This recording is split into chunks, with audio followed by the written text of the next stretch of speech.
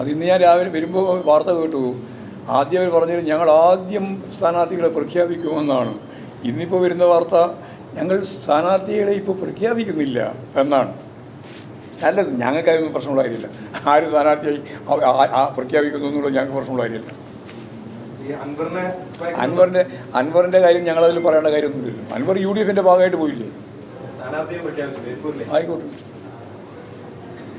നല്ല പോലെ തോന്നും, മത്സരിക്കുമ്പോഴേ തോന്നും പോരെ.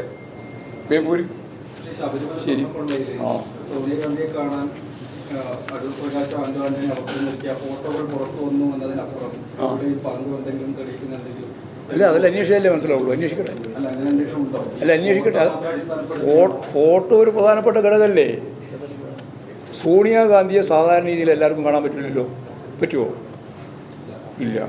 അങ്ങനെയുള്ള ഒരാളെ കാണാൻ ബെല്ലാരിയിലെ ഈ സ്വർണം വാങ്ങിക്കൂട്ടിയ ജ്വല്ലറി ഉടമ ഗോവർദ്ധനും ഈ എല്ലാ കൊള്ളക്കും കൂട്ടുനിന്ന് നേതൃത്വം കൊടുത്തിട്ടുള്ള ഈ ഉണ്ണികൃഷ്ണ പോറ്റിയും രണ്ടാളും ചേർന്ന് അന്നത്തെ ഇപ്പോഴത്തെ രണ്ടാളും ഇപ്പോൾ MP-മാരാണ്. 2 MP-മാർ, കോൺഗ്രസ് നേതാക്കന്മാർ, UDFൻ്റെ ചെയർമാൻ ഉൾപ്പെടെ അന്നത്തെ ദേവസ്വം ബോർഡ് ചെയർമാനും അതുപോലെ തന്നെ പ്രധാനപ്പെട്ട വ്യക്തികളും ചേർന്ന് ഒന്നിൽ കൂടുതലോ പ്രാവശ്യം എന്തിന് കണ്ടു എന്നുള്ളത് മറുപടി പറയണ്ടേ?